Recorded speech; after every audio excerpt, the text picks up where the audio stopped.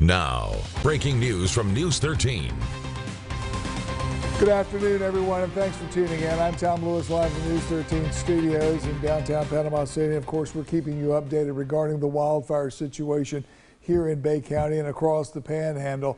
Let's quickly go out to Jake Holter. He is standing by live in the Bear Creek area, which now seems to be the focus of firefighters' efforts because that fire seems to be growing and seems to be the biggest threat at this time. Jake, what's going on there?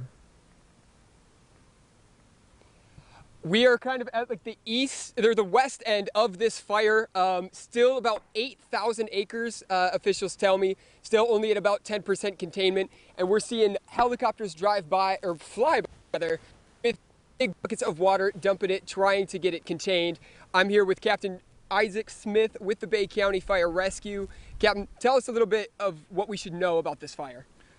So I apologize. So a couple different things. We have multiple different forestry units on scene. They're trying to get lines around that. Basically what they're doing is providing like a dead space or a non-burn space, so to keep the fire in check where it can't get outside the lines. What you're kind of seeing behind us is the fire that's kind of moving back to like northwest.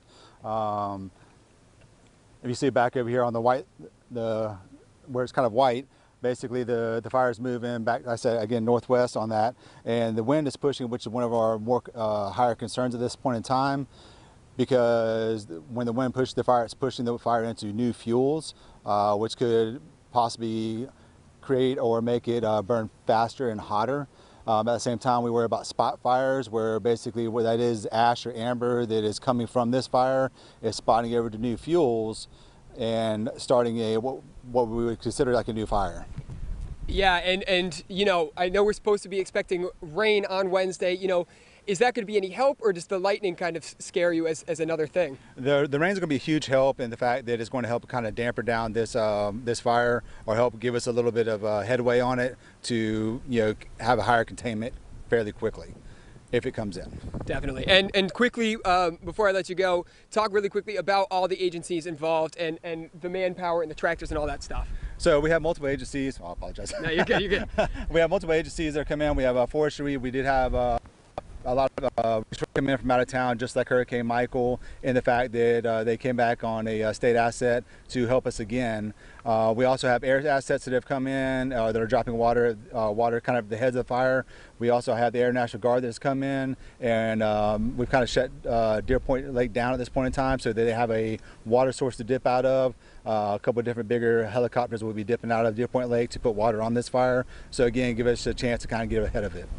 Gotcha. All right. Well, thank you so much for giving us that update. Again, you can see it all kind of right behind us, and we will give you the update on this as soon as we know. All right, Jake, thanks very much. Jake Holter reporting live from the Bear Creek area, and you can see that white smoke really billowing up from that south portion of the fire, the south end of that boundary. We're going to get into that in just a minute. Quick note that we need to point out to you, there's a lot of rumors going around on Facebook. We normally don't report on rumors, but because this one's so out in left field, we feel like we probably should alert people that it is bogus. There's a rumor going around that the Bear Creek Feline Center is being forced by Bay County to put down all of its animals there. That is not true. I'll repeat that. That is not true. The county is not doing that.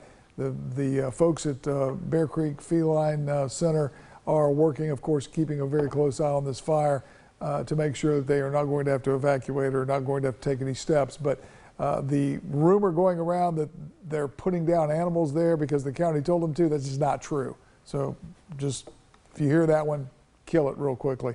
Let's go to Ross Whitley, our chief meteorologist. Ross, the situation, you just saw that smoke there. That looks like, based on what you're seeing, that fire is growing. Yeah, the Bertha fire is 100% still growing, and the wind's not helping things out today. There's good and bad news when we're looking at our tower cam here. Not seeing a whole lot of smoke closer to the tower cam, so that there's certainly an indication that the Adkins fire a little closer to 231 Lynn Haven as well from between Transmitter and Star Avenue, that they have a good containment on that, or are containing it and not growing further today, because we're not seeing big new smoke plumes coming from the Adkins fire. So that's certainly good news that those homes around that are being protected, and we're not seeing new growth out of that fire. It's still about 35% contained, and they're still dealing with hot spots, but we're not seeing a massive explosion of new growth today, so that is good news. Out there, we also have our relative humidity values. If you look off in the distance, you'll see that there's haze. That is mostly from the birth of fire. Our winds, not great today. South-southeast at 22 miles per hour. This isn't gust.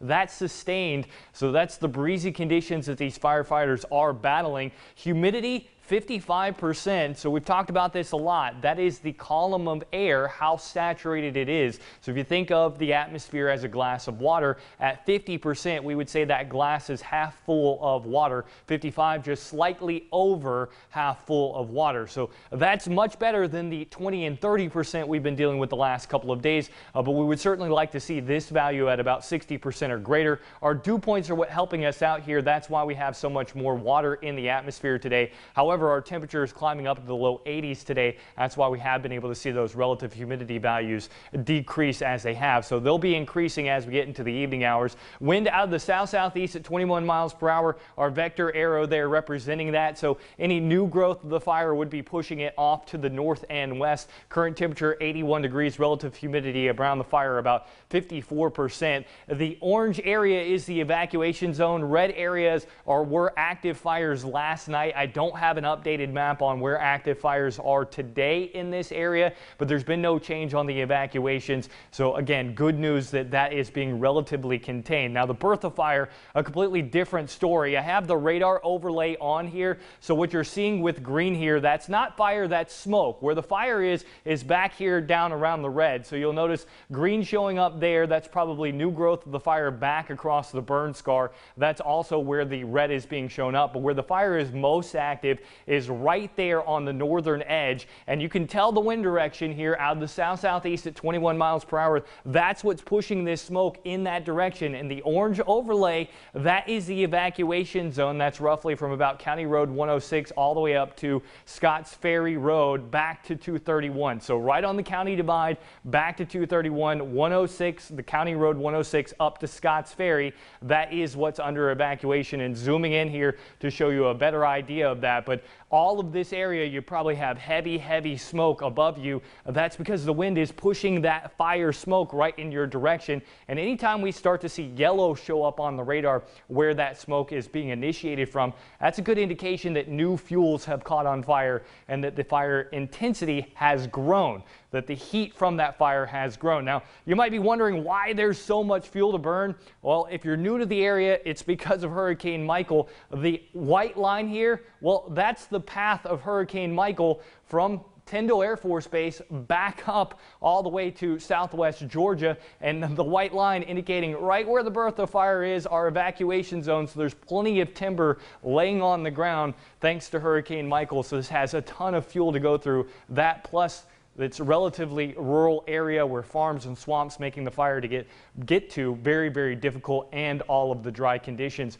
So certainly the fire not having plenty of fuels based off of Hurricane Michael, and clearly dry conditions as well. Go back to that map. Ross, the path of Michael, about 20 miles either side of that line, virtually every tree in that path was taken down, and they're still on the ground. Most of them are. And that's what this fire is burning, right? Correct, yeah. Okay. So all the dry conditions have just pulled the water out of whatever's laying on the ground there. So as those fires are going across, they're landing on all that dry brush. It's catching the brush on fire, and eventually catching all that timber that's laying on the ground on fire as well. Plenty of burn. Real quickly, when can we expect some rain? Because that would be the biggest break we could get. Yeah, I think we're going to start to see some rain move in as we head into the end, or rather into the middle of the week. Tuesday's our best chance of rain. By the time we get into Wednesday and Thursday, we're actually expecting a couple of rounds of heavy rain. So certainly we'll have have the fires under control by the time we get to there. But right now, we're talking about a straight chance of a shower tomorrow, and then we really got to make it to Tuesday. Okay, sounds good. Ross, thank you very much. Ross Whitley, of course, bringing us the latest information on weather conditions. I'm going to bring you up to date real quickly on what we're going to be over the next couple of hours, and then we're going to get out of this and go back to regular programming. We'll be back again at 2 o'clock with another update. And then at 3:15, there's supposed to be a news conference with the governor back in town. He is coming back over today. We'll carry that in its entirety as well. So just keep it right here on WMBB News 13. We're going to keep you up to date. If we need to get on the air more because of changing conditions or any updates to this story, we will, of course, and bring you the latest information and any possible additions to the evacuation area, any possible dangers that persist out there. But for the most part, we're going to, again, continue to try and go at the top of the hours. We'll be back again at 2, then we'll let you know what we're going to do at 3 o'clock in the 3 o'clock hour. So until then, we'll see you. Be careful out there. Try and stay out of those areas, okay?